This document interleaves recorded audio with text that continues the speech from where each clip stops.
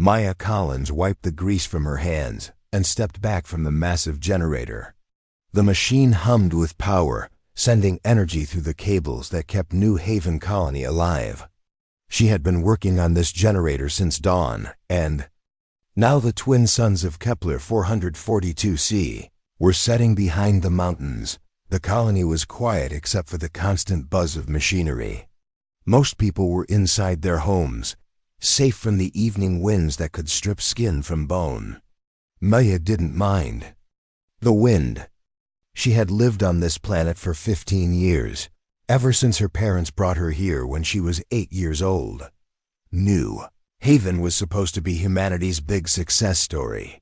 The planet had valuable minerals deep underground, and the Colonial Defense Force said it would make everyone rich.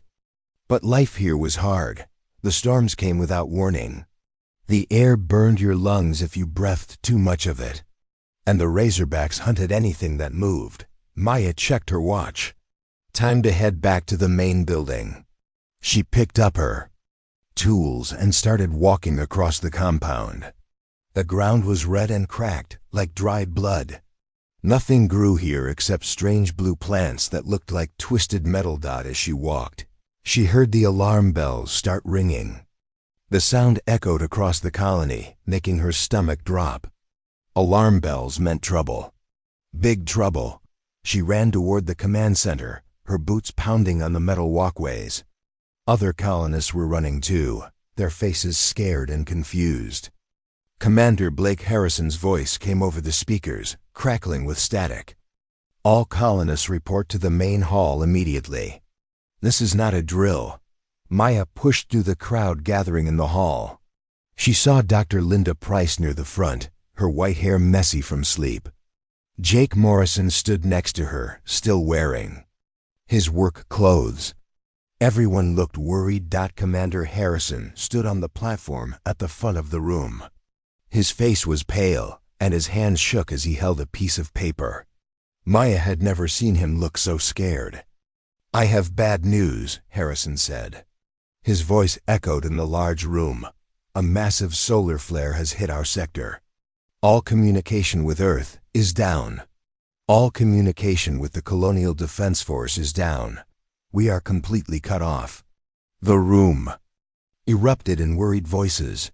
People started talking all at once, asking questions, demanding answers. Harrison raised his hand for quiet.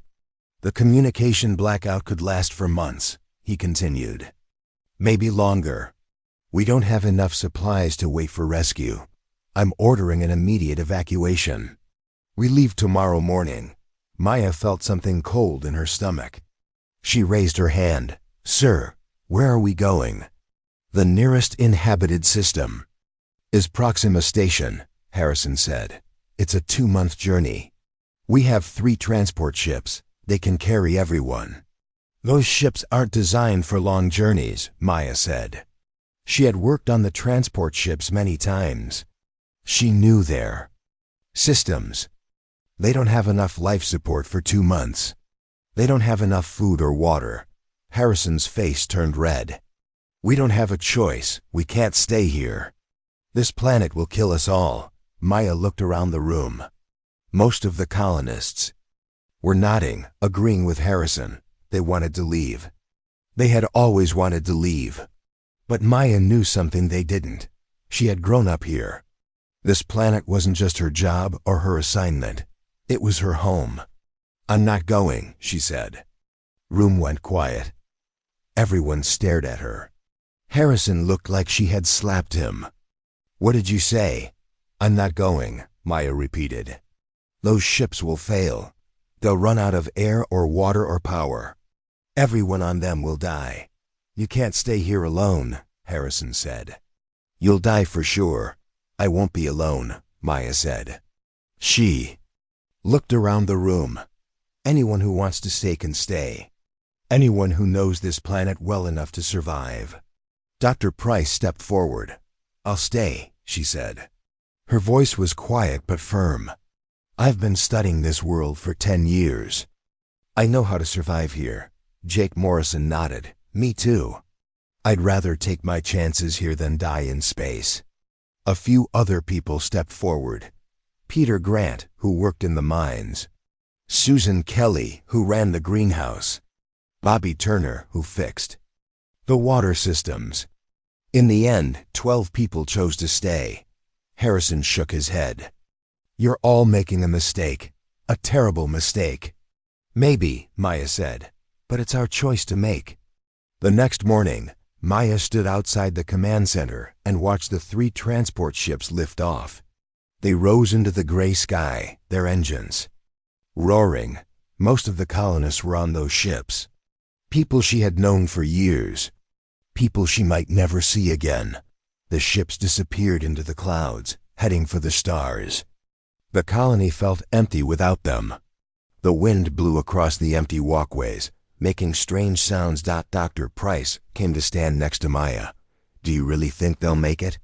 Maya watched the last traces of the ships fade from the sky. "I hope so, but those ships weren't built for long trips. And space is dangerous. So is this planet," Dr. Price said. "Yes," Maya agreed. "But I know this planet. I know its dangers. I know how to survive here." They stood in silence for a while, listening to the wind. Then Maya heard something else. A sound like metal scraping against stone. She looked toward the mountains and saw movement. "Razorbacks," she said quietly. Dr. Price followed her gaze. In the distance, a pack of the 6-legged creatures was moving toward the colony. Their crystalline armor caught the light, flashing like broken glass. They were beautiful and deadly. "They know we're here," Dr. Price said. Maya nodded. "They always know." She turned away from the mountains and walked back toward the power plant. "Come on, we have work to do." "What kind of work?" "Survival work," Maya said. "The kind no one taught us in training. The kind we have to figure out ourselves." As they walked back into the colony, Maya felt something she had never felt before. Fear, yes, but also excitement. For the first time in her life, she was truly free. Free to make her own choices. Free to succeed or fail on her own terms. The Razorbacks howled in the distance, their voices echoing across the red plains. Maya smiled. Let them come. She had been waiting her whole life for this moment. The moment when she would finally discover what she was really made of. The wind picked up, carrying the scent of the approaching storm. Maya breathed it in deeply. This world had tried to kill her for 15 years. Now she would learn to kill it back. 6 months had passed since the evacuation ships left New Haven. Maya stood in the empty cafeteria, counting the survivors. Only 6 people remained alive. Half of their group was gone. Peter Grant had died first. A Razorback pack cornered him while he was checking the mining equipment. They found only pieces of his body. Susan Kelly died next when a storm broke the greenhouse dome. The poisonous air killed her in minutes. Bobby Turner lasted 3 months before a generator explosion burned him badly. Dr. Price tried to save him, but they didn't have enough medical supplies. Maya looked at the faces around the table. Dr. Price looked older now, her hair completely white. Jake Morrison had lost weight, and his hands never stopped shaking. The others looked just as bad. Everyone except Maya. Maya had changed too, but not in the same way. Her skin was darker from the sun and wind. Her muscles were stronger from doing hard work every day. Her eyes were sharper, always watching for danger. She moved differently now, like a wild animal that knew how to hunt. "We need to talk about the Razorbacks," Maya said. She put a crystal plate on the table. It was the size of her hand and blue as deep water. The crystal came from a dead Razorback she had found near the power plant. Dr. Price picked up the crystal and held it to the light. "I've been studying these for months. They're not just armor. They conduct energy in ways I've never seen before." "What kind of energy?" Maya asked. "Electrical, thermal, maybe even quantum energy." Dr. Price set the crystal down carefully. "These creatures are living batteries. They store power from the planet's electromagnetic field." Jake leaned forward. That's why our equipment fails around them. They're absorbing the energy, Maya nodded. She had noticed the same thing. Whenever Razorbacks came near the colony, lights flickered and machines stopped working. But if we understand how they work, maybe we can use their crystals for our own equipment. It's possible, Dr. Price said. But we'd need more crystals, many more. Maya was quiet for a moment. She had been thinking about this for weeks. I know where to get them. Everyone stared at her. The nesting grounds, Maya continued. About 20 miles north of here. I've been watching them for months. Hundreds of Razorbacks live there. When they die, they leave their crystal plates behind. That's suicide, Jake said. No human can survive in the middle of a Razorback nest. Maybe, Maya said, but I'm not like other humans anymore. It was true. Maya had noticed the changes in herself over the past few months. She could smell the Razorbacks coming from miles away. She could predict the storms by feeling changes in the air pressure. She could run for hours without getting tired. The planet was changing her, making her into something new. I'll go tomorrow, Maya said.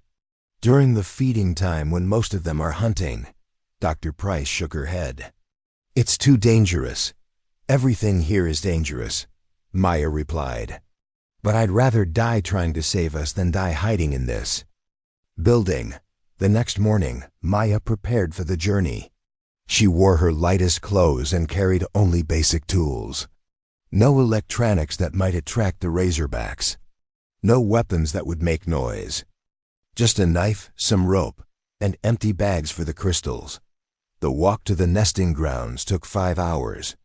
Maya moved carefully, staying low and avoiding the main paths. She had learned to walk like the Razorbacks themselves, placing her feet in ways that made no sound. The nesting grounds were in a canyon between 2 red hills. Maya climbed to the edge and looked down. Hundreds of crystal formations covered the canyon floor. Some were small, like the one she had shown Dr. Price. Others were huge, taller than trees, but the crystals weren't empty. Razorbacks moved between them, their 6 legs clicking on the stone. Maya counted at least 50 adults and twice as many young ones. Their crystal armor reflected the sunlight, creating rainbow patterns on the canyon walls. Maya waited until most of the adults left to hunt. Then she climbed down into the canyon. Her heart pounded so hard she was sure the Razorbacks would hear it. But she moved slowly and carefully, staying in the shadows. The first crystal she reached was perfect. About 2 feet long and completely intact. Maya carefully cut it free from the stone base where it had grown. The crystal was warm to the touch and seemed to vibrate with stored energy. She had filled 3 bags when she heard the sound. A low clicking noise behind her. Maya turned around slowly. A young Razorback stood 10 feet away. It was smaller than the adults, about the size of a large dog. Its crystal armor was still growing, creating patches of blue and green across its body. The creature watched Maya with eyes like black diamonds. Maya didn't move. She barely breathed. Every instinct told her to run, but she knew that would be death. Instead, she did something that surprised even her. She spoke to the creature. "I'm not here to hurt you," she said quietly. "I just need these crystals to help my people survive." The young Razorback tilted its head like it was listening. Maya took a small step forward. The creature didn't move. She took another step. Slowly, carefully, Maya reached out her hand. The Razorback sniffed her fingers, its breath warm and smelling like ozone. Then it did something impossible. It pressed its head against her palm, like a pet wanting to be scratched. Maya felt the energy flowing through the creature's crystal armor. It was like touching a live wire, but it didn't hurt. Instead, it felt natural, like completing a circuit. The Razorback made a soft humming sound, almost like purring. "You understand, don't you?" Maya whispered. "We're both just trying to survive on this world." The young Razorback stepped back and made a series of clicking sounds. Other young Razorbacks appeared from behind the crystal formations. They approached carefully, curious about this strange human, who didn't smell like fear. Maya spent the next hour collecting crystals while the young Razorbacks watched. They didn't try to stop her. Some even helped, pushing loose crystals toward her with their claws. When her bags were full, Maya prepared to leave. The young Razorback who had first approached her made a sad sound, like it didn't want her to go. "I'll come back," Maya promised. "We're neighbors now." The journey back to the colony was different. Maya felt changed again, but this time the change was deeper. She wasn't just surviving on this planet anymore. She was becoming part of it. When she reached New Haven, Dr. Price was waiting for her. The old scientist's eyes went wide when she saw the bags of crystals. "How did you get so many?" Maya smiled. "I made friends." That night, they began building new equipment with the Razorback crystals. Maya worked late into the night, but she wasn't tired. She felt more alive than ever before. She had crossed a line today.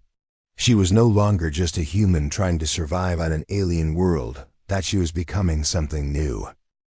Maya was working on the new crystal generator when the sky turned black. She looked up and saw shapes moving against the stars. Ships, alien ships. They were nothing like human vessels.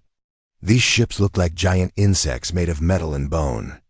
They moved through space with smooth, flowing motions that made Maya's skin crawl. There were dozens of them, maybe hundreds. "Jake," Maya shouted. "Dr. Price, get everyone to the command center." The remaining survivors ran through the colony as the alien ships landed around New Haven. The ground shook with each impact. Maya could hear metal creaking and strange sounds like animals calling to each other. From the command center windows, they watched alien soldiers emerge from the ships. The creatures walked on 4 legs and had 2 arms that ended in claws. Their skin was gray and covered in scales. They wore armor that looked like it was grown rather than built. "What are they?" Jake whispered. Dr. Price was studying them through binoculars. "I've never seen anything like them. But they're clearly intelligent. Look at their weapons and equipment." Maya watched the aliens spread out across the colony. They moved with purpose, like they knew exactly what they were looking for. Some headed toward the mining equipment. Others went to the power plant. A few came directly toward the command center. "They're not here by accident," Maya said. "They've been watching us." The aliens reached the command center door. Maya heard metal being cut. The sound made her teeth hurt. She looked around at the other survivors. Dr. Price was trying to hide. Behind a desk, Jake was holding a wrench like a weapon. The others looked terrified. Maya felt different. She wasn't scared. She was angry. These creatures had come to her home without permission. They thought they could take whatever they wanted. They were wrong. The door exploded inward. 3 alien soldiers entered the room. They were even bigger than Maya had thought, almost 8 feet tall. Their eyes were yellow and had no pupils. They made clicking sounds to each other, like the Razorbacks did. One of the aliens stepped forward.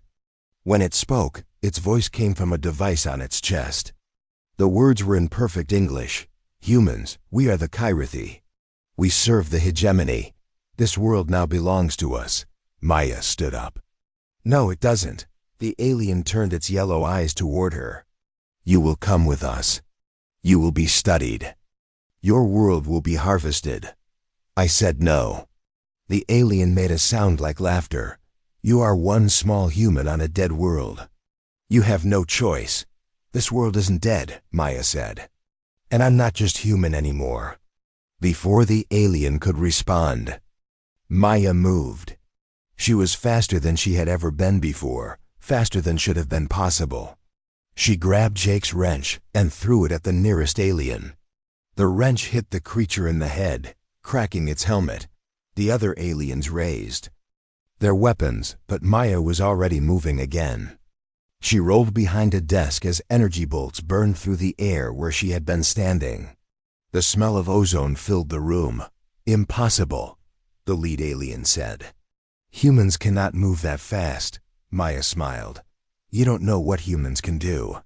She ran toward the broken window and jumped through it. The aliens fired at her, but she was already gone, disappearing into the maze of buildings and equipment that made up New Haven Colony.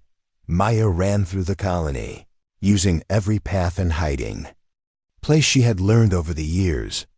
The aliens followed her, their heavy footsteps echoing off the metal walls. They were strong and well-armed, but they didn't know this place like she did. She led them toward the mining area, where the ground was unstable and full of holes. The aliens stumbled on the uneven surface, their four legs not designed for this kind of terrain. Maya jumped from rock to rock like she was dancing down. An energy bolt hit the ground near her feet, turning the rock to glass. Maya kept running. She could hear more aliens coming from different directions. They were trying to surround her. Maya reached the edge of the colony and kept going. The aliens hesitated at the boundary. Beyond the buildings was the wild planet, full of acid storms and razorbacks. No intelligent species would go out there without protection. But Maya ran into the wilderness like she was going home. The aliens followed her, but they moved more slowly now. Their equipment kept malfunctioning in the electromagnetic fields that surrounded the razorback territories. Maya could hear them talking to each other in their clicking language. Confused and frustrated, Maya led them deeper into the red wasteland. She knew a storm was coming. She could feel it in the air, smell it on the wind.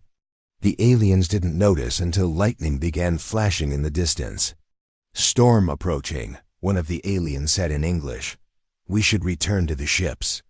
"No." The leader replied, "We capture the human first." Maya smiled and kept running. The aliens didn't understand. This wasn't just any storm. This was one of the big ones, the kind that could strip metal from bones. The wind picked up, carrying acid droplets that burned through the aliens' armor. They stumbled and fell as the ground became slippery. Maya ran through the storm like it was a gentle breeze. That's when she heard the clicking sounds. Not from the aliens, from the razorbacks. A pack of the creatures emerged from behind a ridge. Their crystal armor glowed in the lightning, and their black eyes reflected the storm. The aliens raised their weapons, but the razorbacks were too fast. Maya watched as the creatures she had once feared tore through the alien soldiers. The Kyrathi weapons were useless against crystal armor. Their technology failed in the electromagnetic storm. They died quickly, but the razorbacks didn't attack Maya. Instead, they surrounded her protectively. The largest one, an ancient creature with armor like blue ice, pressed its head against her shoulder. Maya felt the energy flowing between them, connecting her to the pack, to the planet itself.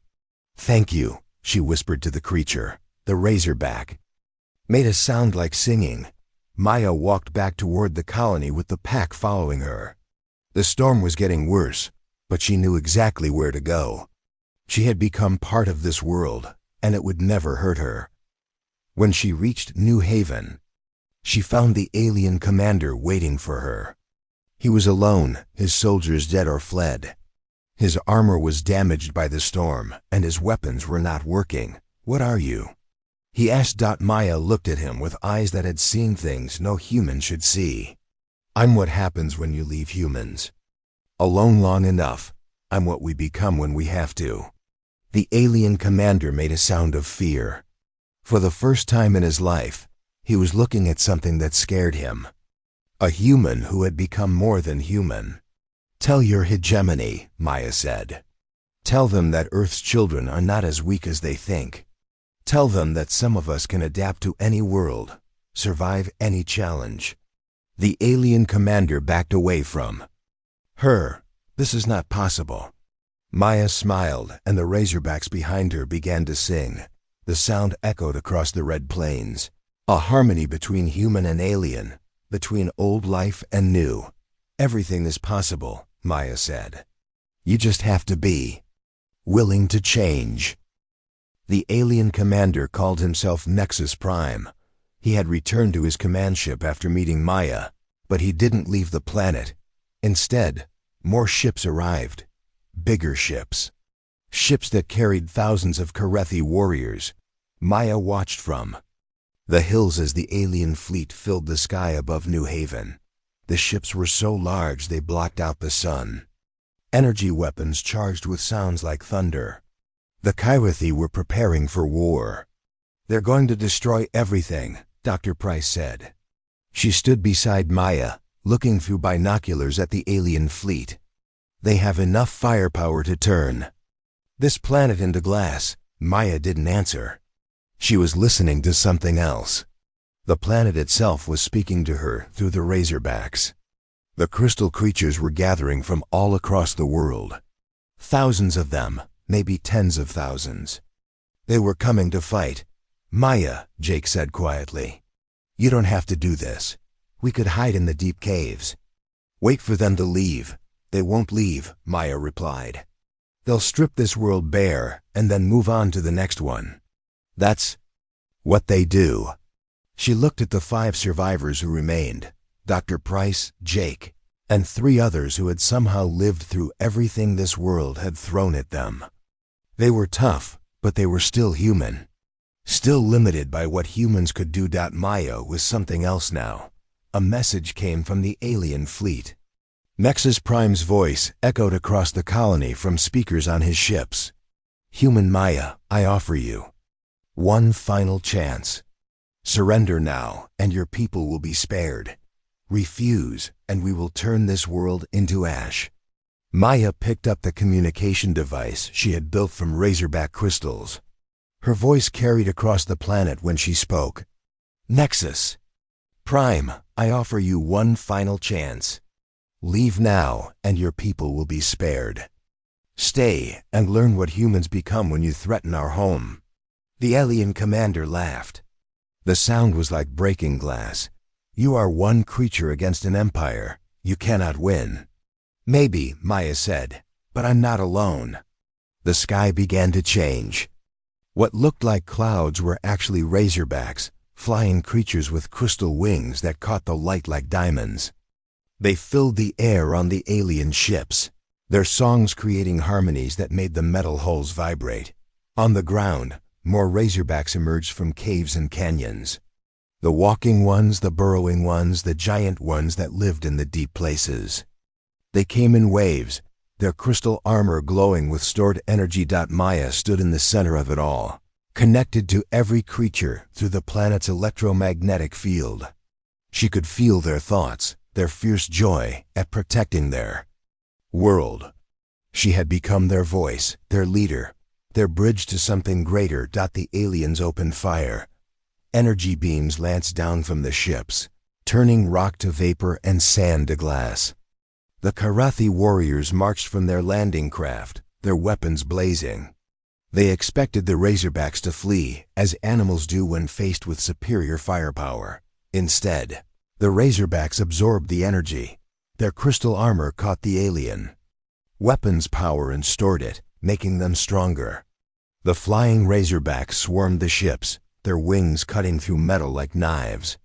The ground-based creatures charged the alien warriors, moving faster than anything that size should be able to move.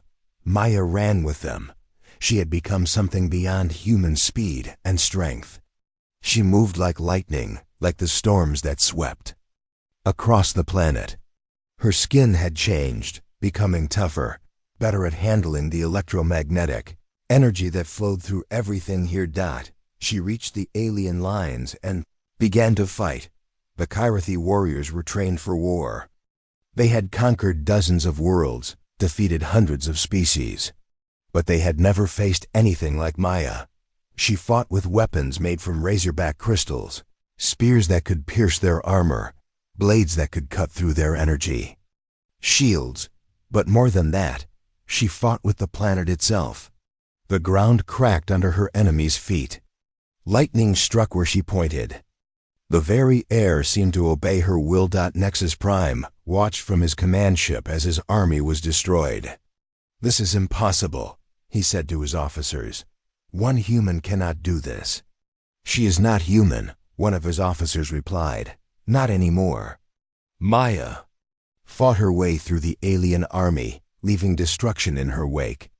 The Razorbacks followed her, their crystal voices singing songs of victory. Together, they pushed the Karathi back to their ships. But Maya wasn't done. She climbed aboard Nexus Prime's command ship, her crystal weapons cutting through the hull like it was paper. The ship's systems failed around her, unable to handle the electromagnetic field she now generated naturally. She found Nexus Prime on the bridge, surrounded by his best warriors. They raised their weapons, but Maya was already moving. She had become something that existed between the lightning strikes. In the spaces between heartbeats, the alien warriors fell before they could fire.